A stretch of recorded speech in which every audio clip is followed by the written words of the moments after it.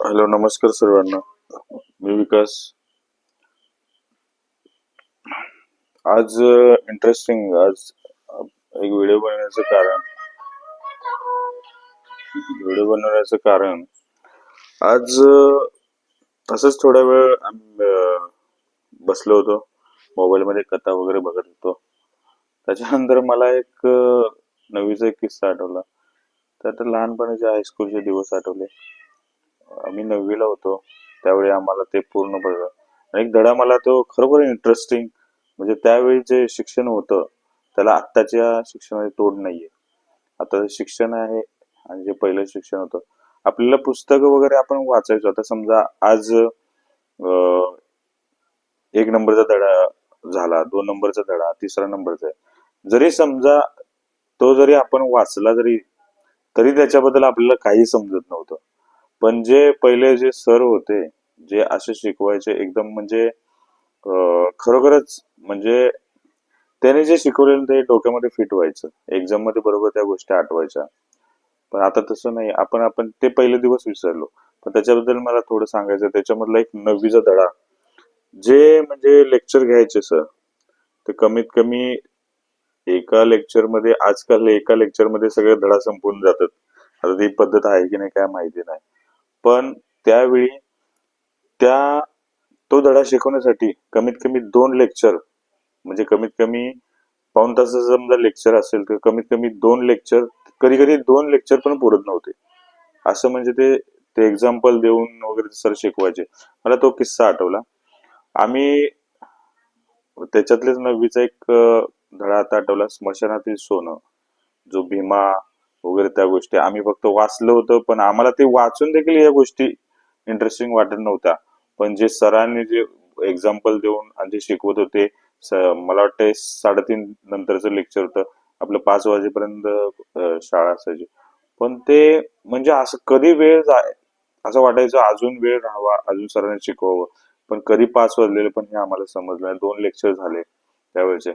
आता मला एक मुद्दाम काय सांगायचं आहे, पण त्यावेळेचं शिक्षण आणि हे त्याची जी पद्धत आहे, एक म्हणजे आपण विचारच करू शकत नाही तशी पद्धत होती. आता मला ते थोडक्यात तुम्हाला स्मशानातील सोनं त्याच्याबद्दल सांगायचं आहे. स्मशानातील सोनं आणि ऍक्च्युअली ट्रान्सपरन्सी एवढी होती ना त्यावेळी शिकवण्याबद्दल सरांची, जबरदस्त. आता मला त्याच्याबद्दल थोडं सांग. स्मशानातील सोनं ही जी कथा आहे ती अण्णाभाऊ साठे यांनी लिहिलेली आहे.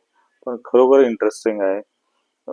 ऍक्च्युली आता सुरुवात करतोय मी कथेला. तुम्हाला आवडली तर खरोखरच ह्या चॅनलला सबस्क्राईब करा, शेअर करा. नवीन नवीन कथा आपण खरोखर घेऊन येणार आहे. आता जस्ट कथा आहे, आम्ही कथाच बघत होतो. इंटरेस्टिंग तुम्हाला म्हणजे माहिती वयात म्हणजे ऐकायला पण बरं वाटावं ह्याच्याबद्दल. आता जे स्मशानातील सोनं आहे, त्या धड्यामध्ये कसं होतं, शेजारच्या गावात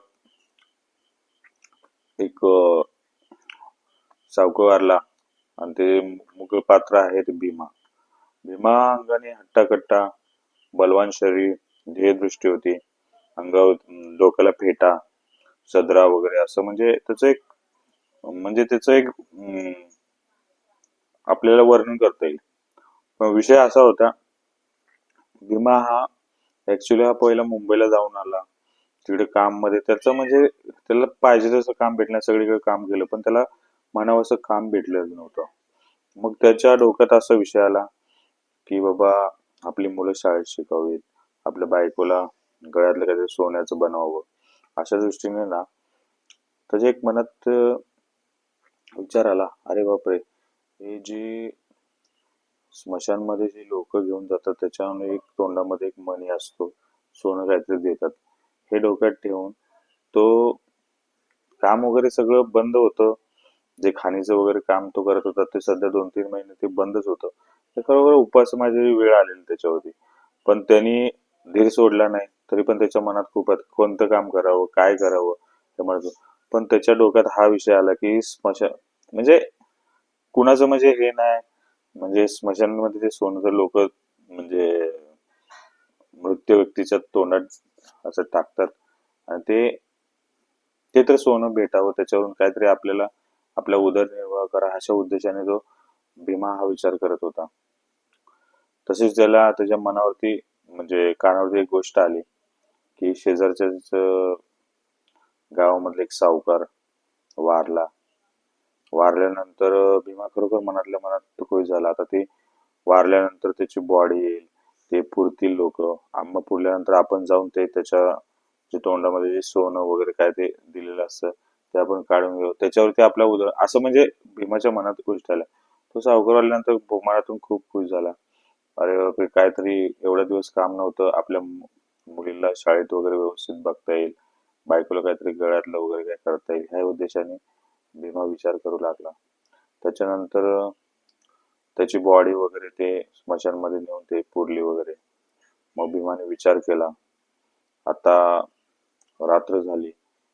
रात्र झाल्यानंतर भीमाने डोक्यात विचार केला की आपण हे जे त्यांनी पुरलेलं होतं, ते पुरलेलं आपण सोनं त्याच्या म्हणजे ते उकरून त्याच्यातलं सोनं काढावं. पण भीमा जात असताना एकदम त्याला एकदम असा एकदम झाडांमधून असं वगैरे रस्ता होता.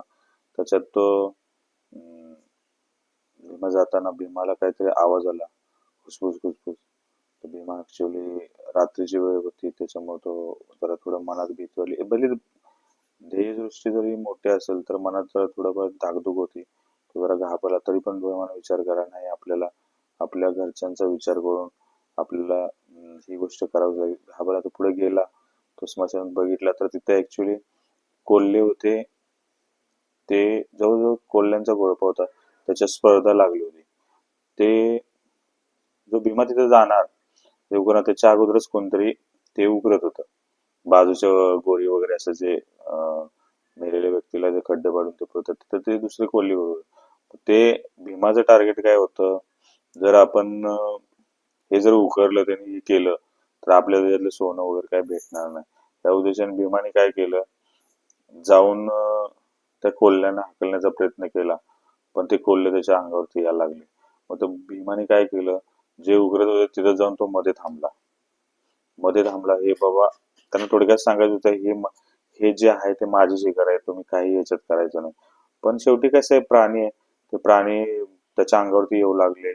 रात्रीची वेळ होती, एकदम भयान अंधार, जोरजोरात कोल्ह्यांचा आवाज. आणि त्यांनी जवळच म्हणजे गाव जवळच होतं, त्याच्यामध्ये त्यांनी असं खूप म्हणजे असं रात्रीचं त्याचं हे युद्ध चालू झालं थोडक्यात कोल्ह्यांमध्ये आणि त्याच्यामध्ये. कारण कोल्ह्यांना हे कसं आहे, मृत शरीर असतं त्याचं ते वासाने त्याचं ते मांसासाठी ते हे करत असतात. पण हे असं अचानक एकदम आवाज कोल्ह्यांचा हे ऐकून गावात पण एकदम आवाज यायला लागला. काय झाले काय नाही, स्मशानच्या साईडने जसा आवाज येतोय. पण भीमाने पण पार घेतली होती. भीमा पण त्याच्यात खोदू लागला. ते कोल्हे देखील खोदत होते, पण ते कोल्हे त्याच्या अंगावरती यायला लागले. अंगावर यायला लागले, कोल्ह्याला त्याने डोक्यात पाय टाकले. कोल्हा असं डायरेक्ट साईडला पडला. भीमा परत ते हे करायला लागला, पण बाकीचे कोल्हे येऊन तुटून पडले त्याच्यावरती. तुटून पडले, पण त्याच्यातून भीमाचे लचके वगैरे तोडले, तरी पण भीमा काय हटला नाही. त्यांनी मनात डोक्यात ठेवलं होतं की आपण हे म्हणजे जे सोनं आहे ते आपण घेऊन जायचंय. पण शेवटी कसं असतं, भीमाने शेवटी विचार केला आणि भीमा त्या पद्धतीने कामाला कोल्हे येत होते, कोल्हे आले की तो मारत होता. पण असा विषय चालला. त्याच्यानंतर त्यांनी काय केलं की तो म्हणजे मागे हटला नाही. त्यांनी शेवटी पूर्ण गोरी उकरल्यावर ती बॉडी त्याला लागली. बॉडी लागल्यानंतर ते तोंडाच्या मध्ये जे सोनं टाकलं ते काढायच्या हिशोबाने ते सोन्यामध्ये म्हणजे म्हणजे जबड्यामध्ये हात टाकण्याचा प्रयत्न केला, पण त्याचे ते बोट अडकली गेली. त्याला म्हणजे त्यावेळी असं भूत वगैरे हे काय असं त्याला म्हणजे कधी जाणवलं नाही. पण पण भीमाला असं वाटू लागलं खरोखरच ते बोट अडकल्यामुळे ते त्याला काय वाटलं, त्यांनी धरून ठेवले. त्याच्यामुळे तो अचानक एकदम भले म्हणजे हे गोष्टी माहिती नव्हतं, पण असं वाटायला लागलं खरोखरच भूत आहे. परत त्यांनी काय केलं, अरे सोड मला म्हणून त्याच्या डोक्यात त्यांनी पाय टाकल्यानंतर त्याचा तुमच्या डोक्याला मार लागला तर ते अजून जाम झाले. बोट त्याच्यात अडकली. त्याची बोट अडकल्यानंतर खरोखरच भीमा अक्षरशः वेदनेने कळवळू लागला.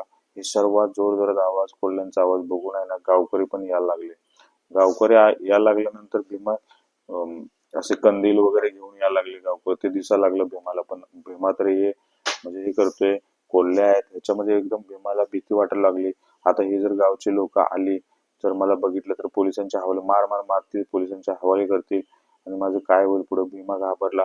शेवटी त्यांनी ते डोक्यामध्ये टाकल्यामुळे अजून ते जाम झाले. जाम झाल्यानंतर त्यांनी तो अजून घाबरला, अरे सोड सोड मला. पण शेवटी कसं तरी त्यांनी जबड्यात हात घालून लोक तर यायला लागल्यात. आता हे खूप म्हणजे जर पकडलं गेलो तर लोक भरभर मारतील. आणि इकडून एक कोल्हे पण होते, ते पण हे करत होते. त्याच्यानंतर मग ते कसं कसं कसं भीमा म्हणजे अक्षरशः तो कळवळू लागला. बोट वगैरे हे केलं, मग त्याने जबड्यात कसं तरी हात लावून बोट साईडला काढली. बघतो ते बोट अक्षरशः म्हणजे बिना कामाची झाली बोट. बिना कामा अक्षरशः हताश होऊन भीमा ते घरी आला. नंतर ते गावचे लोक जाऊन बघितले, ते कोल्हे वगैरे हाकलले असतील. कोल्हे उकरल्यात पण भीमाचं काय नाव वगैरे काय भीमाला वगैरे त्यांनी बघितलेलं नाही, बघितलंच नव्हतं. तसंच भीमा घरी आला. कसं तरी अंधारामध्ये घरी आला. घरामध्ये त्याचं ते अवस्था बघून घरातले पण रडू लागले. बायको वगैरे मुलं वगैरे रडू लागले. पण ते भीमाच्या अक्षरशः वाईट वाटलं. दुसऱ्या दिवशी असं समजलं की ते खाणीचं काम परत चालू झालं. पण भीमाकडे पर्यायच नव्हता.